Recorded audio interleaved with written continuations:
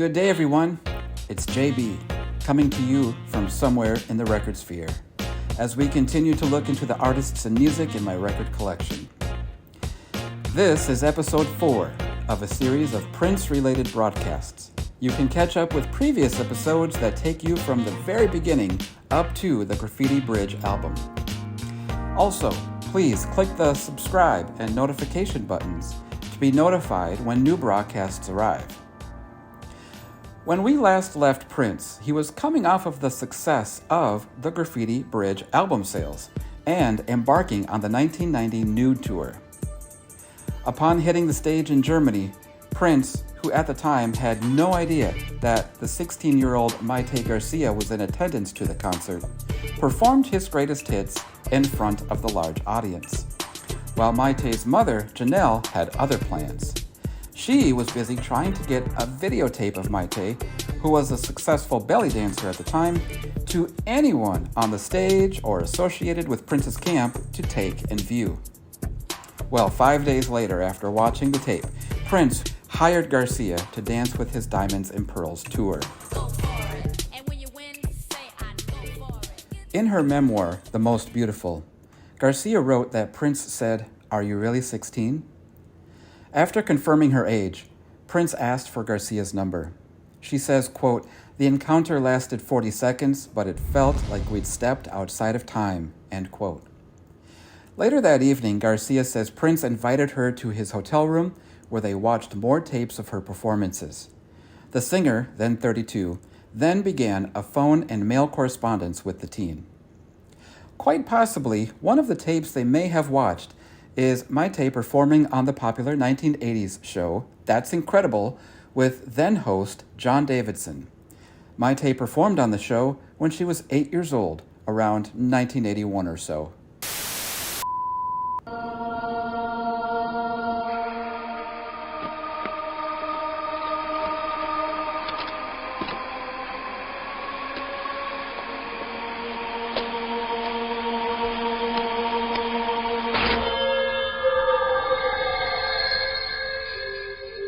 Ladies and gentlemen, the mystical, magical 8-year-old Princess Maite.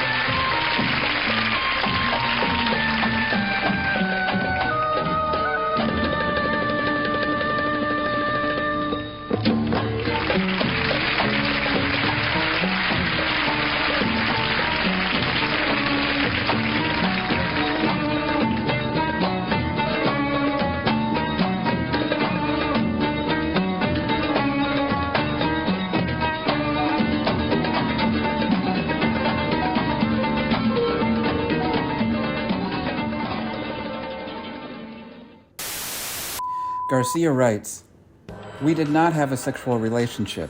He never denied that the occasional impure thought crossed his mind, but he was too wise and decent to take advantage of a 16-year-old girl." Soon after her graduation from high school, Garcia began to work as one of Prince's backup dancers, and he subsequently became her legal guardian. At 18, she moved into Paisley Park full-time. Despite Prince dating other women, Garcia writes that they would stay in his room until dawn just talking. That is, until Maite turned 19 and Prince said, "I think it's time," indicating that it was time she went on birth control.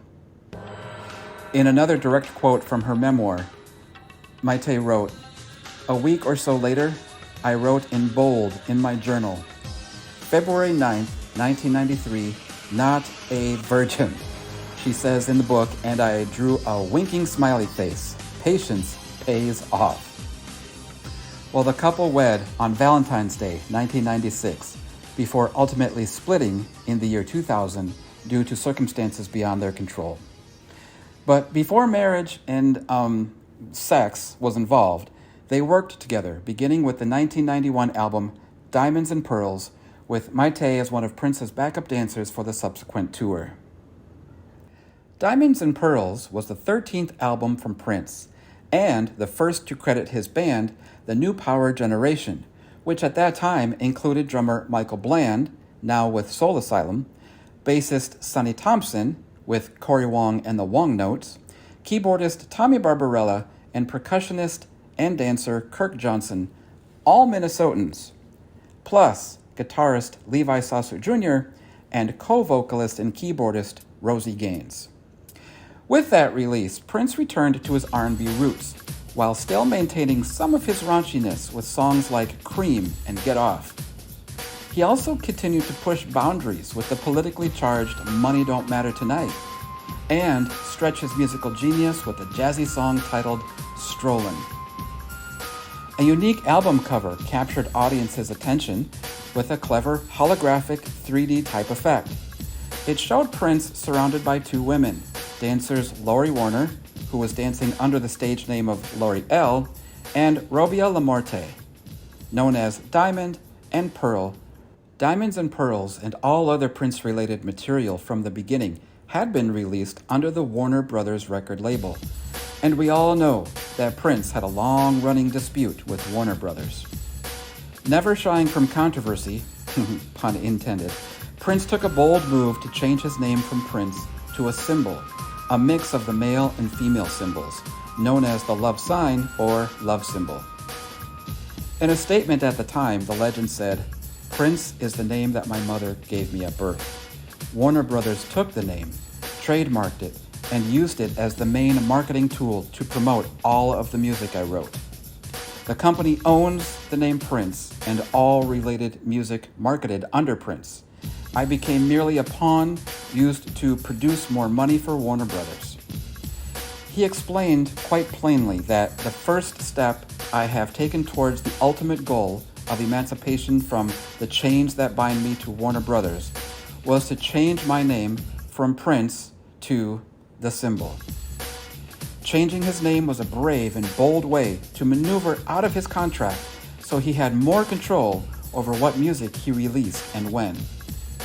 Prince was an advocate for artists owning the rights to all their music, and this was the beginning of that fight for ownership. Let's take a moment to talk about the love symbol as a design.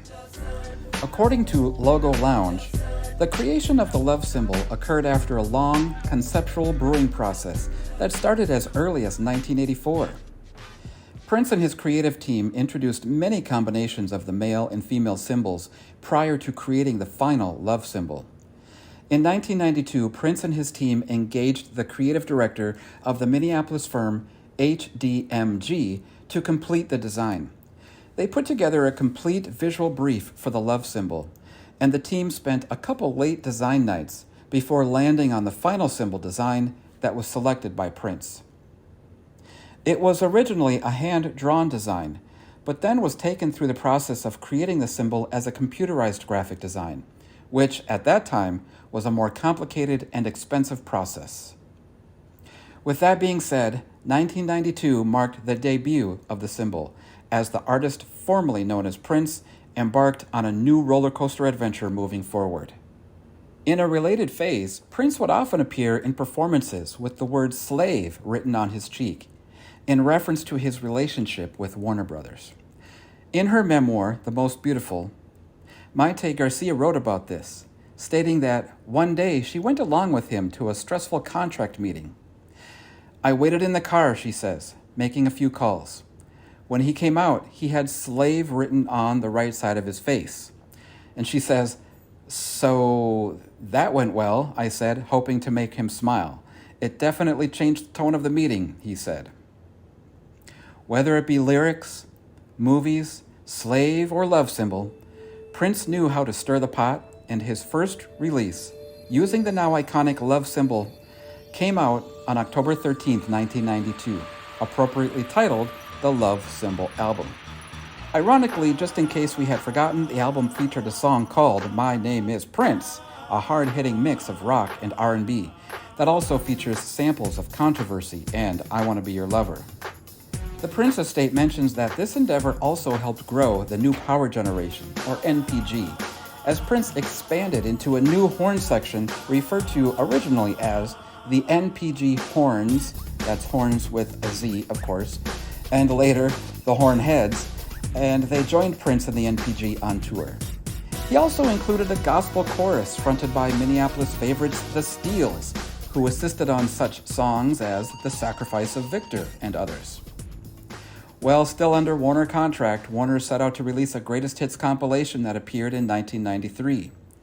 The 3-disc box set, The Hits and the B-Sides, was released on September 10th, 1993.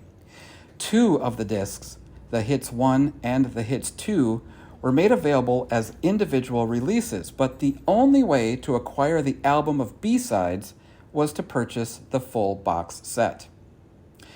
In conjunction with The Hits 1, the album contains most of Prince's most well-known songs from 13 studio albums released originally between 1978 and 93, Batman being the only album not represented there.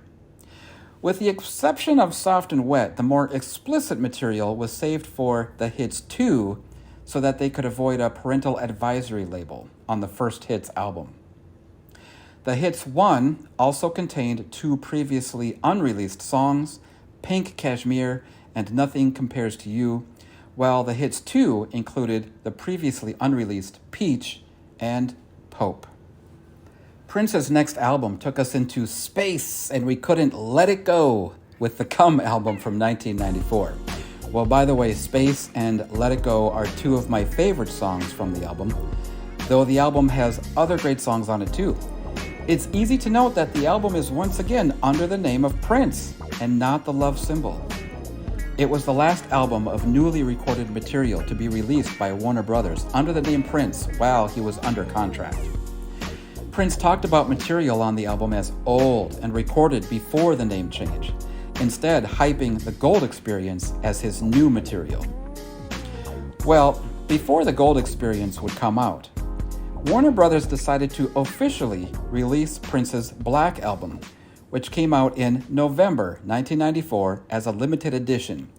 But due to the many bootlegs that had surfaced long before that official release, many Prince fans had already gotten a good copy of that album. In the week of the album's official release, Warner ran an ad at the back of the November 26, 1994 issue of Billboard magazine that offered owners of counterfeit copies a free copy of the legal release, provided they mail their bootleg copy to the label in exchange.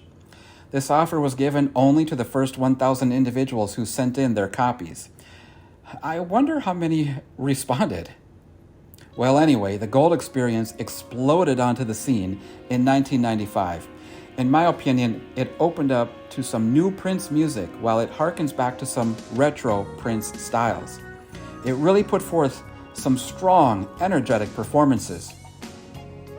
In this release, we find that the Love Symbol is back, and despite the tumultuous relationship with Warner Brothers, the album sold pretty well and was one of the top-selling albums from the artist in the 1990s. The first single was released as an experiment of sorts. Prince wanted to show Warner Brothers that he should be able to release new songs as soon as they were recorded. The one-off single, The Most Beautiful Girl in the World, was released as a partnership between Warner Brothers and Prince's own NPG Records. Well, this test was a success. The single skyrocketed to the number 3 spot in the US and number 1 in the UK, Australia, Switzerland, and other areas. Other standout songs on the album include P Control, We March, Dolphin, Gold, I Hate You, and Billy Jack Bitch, a name Prince gave to a female gossip columnist named CJ from the Minneapolis Star-Tribune newspaper. CJ is known for constantly mentioning Prince in her articles, as well as spreading rumors and private information. You can hear the artist announce her name in the song when the music slows down and he says, CJ, Billy Jack bitch. Things came to a head in the Warner Brothers dispute when the artist released a messy record of mostly older material, aptly titled Chaos and Disorder. The album originally came with a disclaimer from Prince that stated, originally intended for private use only, this compilation serves as the last original material recorded by the artist for Warner Brothers Records. Because he was in the midst of a tense split with Warner Brothers at the time, the album was only minimally pushed by Warner Brothers. Even with the messy, incoherent theme of the album, there are a few bright spots that I enjoy listening to, including the songs I Rock, Therefore I Am, Right the Wrong, Dig You Better Dead, and I Like It There. On rare occasion, when the artist did perform to promote the album, such as a performance I saw on the David Letterman show, he performed, in my opinion, one of the weaker songs on the album, Dinner with Dolores. Although the song might have held higher regard with me if placed on another album, it didn't fit the darkness of this affair and seemed out of place. Maybe that's why he chose to perform it over the other songs, I'm not sure. Prince finally got his wish and was able to emancipate himself from the Warner label. We're going to talk more about his emancipation and the freedom it brought when we meet again in the next episode of JB's Vinyl Record Collection. We'll see you next time, everybody.